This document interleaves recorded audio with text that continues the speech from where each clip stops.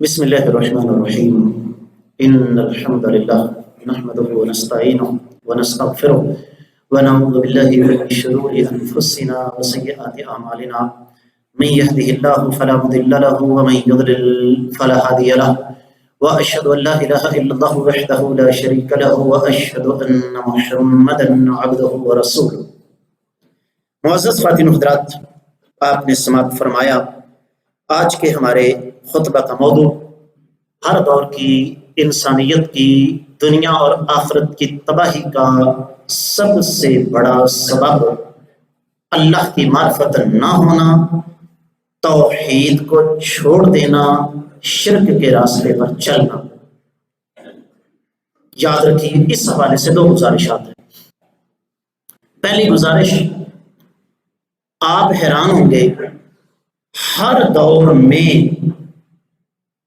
انسانی تاریخ کے ہر دور میں جھگڑے کا سب سے بنیادی سبب ہی اللہ کی توحید رہی ہے.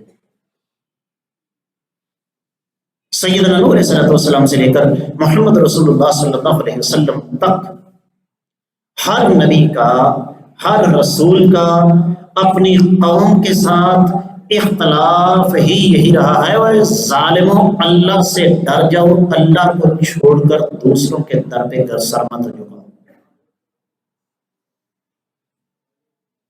اور یہ صرف آقا علیہ الصلوۃ والسلام تک سلسلہ رکا نہیں، اس کے بعد بھی یہ سلسلہ چلتا رہا. یہ جو میرے بھائی گفتگو کر رہے ہیں ان کو ذرا آگے بھیج دیں، ہم سارے ان کی گفتگو سے استفادہ کرتے ہیں. یہ سلسلہ بعد میں بھی چلتا رہا اور ہر دور میں جہاں بھی توحید کی آواز آئی اس کو دبانے کی کوشش کی گئی. 5 دسمبر آج سے ٹھیک 25 سال پہلے اس مسجد کے بانی میرے والد محترم اللہ تعالیٰ کو پیارے ہو گئے. اللہ کا فیصلہ ہے، اللہ بھی خوبصورت، اللہ کے فیصلے بھی خوبصورت. اس بندے نے بڑی بڑی اذیتیں کاٹی. جرم کیا تھا؟ وہی جو کہ انبیاء علیہ السلام کا تھا کہ یا ایھا الناس، اے لوگو، قولوا لا الہ الا اللہ، اے لوگو میں تمہیں باطل معبودوں کی عبادت چھڑوا کر ایک اللہ کی عبادت کی طرف لا رہا ہوں. مجھے یہ بات بتائیے، دنیا کا کون سا ایسا ظلم ہے جو نبی علیہ السلام پر نہیں توڑا گیا؟ طائف والوں نے کیا کیا، مکہ والوں نے کیا کیا، بدر، احد، خندق، یہ سارے کے سارے مار کے ان کا بنیادی سبب کیا تھا؟ ہر دور میں سب سے بڑا ٹکراؤ ہی یہی رہا ہے. خصوصی گزارش کروں گا، الحمدللہ ہمارے ہاں یہ کوئی سلسلہ نہیں کہ برسی منائی جائے، لیکن ظاہر بات ہے مولوی بھی انسان ہوتا ہے، مولوی کے ساتھ بھی انسانی محسوسات ہوتی ہیں. غلط کہتے ہیں لوگ ملک صاحب کہ وقت کے ساتھ ساتھ زخم مدم پڑ جاتا ہے. یہ بات غلط ہے. فرق صرف اتنا ہوتا ہے کہ ہم وقت کے ساتھ ساتھ اس صدمے کے ساتھ کمپرومائز کر لیتے ہیں. 5 دسمبر کا دن درد یتیمی کو بڑھا دیتا ہے. خصوصی گزارش کروں گا، اللہ تعالیٰ کی حضور دعا کیجیے اللہ رب العزت ابا جی کی قبر کو منور فرما دے. اللہ تعالیٰ ان کو کرفٹ کرفٹ جنت نصیب فرمائے. انسان ہونے کے ناطے جو غلطیاں خدائیاں ہیں اللہ تعالیٰ معاف فرمائے. دوسری گزارش، میں اور آپ اچھی طرح جانتے ہیں الحمدللہ ہمارا یہ مرکز سیاسیات سے بالا تر ہے. میں تو اس کو سیاست کہتا ہی نہیں، میں اس کو سیاست کہتا ہوں. باڑ میں جائے، میرے لیے سارے کے سارے پاکستانی مسلمان بلکہ پوری دنیا کے مسلمان قابل احترام ہیں. لیکن جو چیز غلط ہے وہ کسی سیاسی پارٹی کی ہو، وہ کسی مذہبی پارٹی کی ہو، وہ غلط ہے. میں ایک بار پھر عرض کر دوں، جو کچھ عرض کرنے لگا ہوں اس کا تعلق سیاست کے ساتھ نہیں. اور اگر یہاں، بلکہ ضرورت ہی نہیں، میرا یہ جمعہ انشاءاللہ آج شام تک میرے چینل پر آ جائے گا، لیکن اس کے باوجود اگر کوئی حکومتی اہلکار یہاں بیٹھا ہے میری اس بات کو نوٹ کرے. ابھی حال ہی میں حکومت پنجاب نے ایک نئی بے غیرتی کا آرڈیننس پاس کر دی ہے. کیا کہ پتنگ بازی جو کہ ایک قاتل اور خونی کھیل ہے اور اس پر سے پابندی اٹھا لی گئی. اور میں سوچا کرتا تھا کہ لوگ کہتے ہیں سیاستدان بیوقوف اور پاگل ہوتے ہیں، لیکن یقین جانیے اس قسم کے آرڈیننس اس بات کو ثابت کرتے ہیں. وہ جی 18 سال سے کم عمر کا کوئی بندہ پتنگ اڑا سکتا، کیوں؟ 18 سال کے بعد والے جو ہیں وہ کیا خیال ہے ان کے پاس آب حیات ہے؟ وہ جی صرف دھاگے والی ڈور کے ساتھ پتنگ اڑائی جائے گی.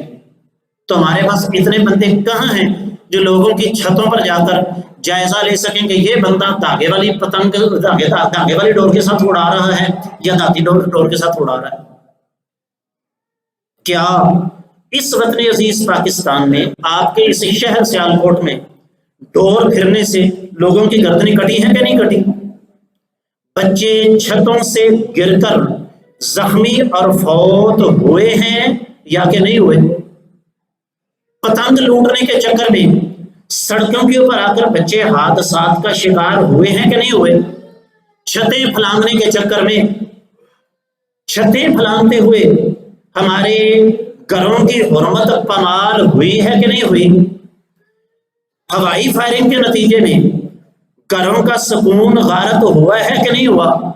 اور آپ کو اس بات کا علم نہیں؟ ہوائی فائرنگ ہم سمجھتے ہیں ہم نے گولی ہوا میں فائر کر دی. جتنی رفتار کے ساتھ گولی ہوا میں جاتی ہے، اساجی تشریف فرما ہے، سائنس کے ٹیچر ہیں، آپ لوگ بھی اس بات کو اچھی طرح جانتے ہیں، جب وہ واپس آتی ہے تو اس کی رفتار جانے کی نسبت کہیں زیادہ تیز ہوتی ہے. پھر اور اس کے انگنت لاتعداد بے شمار نقصانات ہیں. اور جی ہم قوم کو تفریح مہیا کرتے ہیں، لعنت ہے تمہاری اس تفریح پر. ہم تمہارے ان کارناموں کی طرف نہیں جاتے. آج جس کو کسی چیز کا پتہ نہیں اٹھ کے دفاعی اداروں کے اوپر برسنے لگتا ہے. دفاعی ادارے آج بھی ہمارے ملک کی آن بان اور شان ہے. IMF کے پاس تم گئے کشکول لے کر ہمیں $1 ارب کا قرضہ دو. جانتے اس نے جواب میں چھتر گیا ہمارے استاد جی. اس نے کہا تمہارے ملک کے اندر سالانہ $10 ارب کی کرپشن ہو رہی ہے، اس کو روک لو، تم ہم سے قرضہ لینے کی ضرورت نہیں پیش آئی. اس ملک کا تم نے بیڑا غرق کر دیا. ہم ممبر رسول کے تقدس کی وجہ سے خاموش ہیں، ہم کچھ نہیں کہتے، اس لیے کہ تمہارے سیاستدان بتا لیتے ہیں، تمہارے سیاستدان چوروں ڈاکوؤں کی سرپرستی کرتے ہیں، تمہارے MPA MLA جرائم کے اندر ملوث ہیں، تم جانو تمہارا اللہ جانے.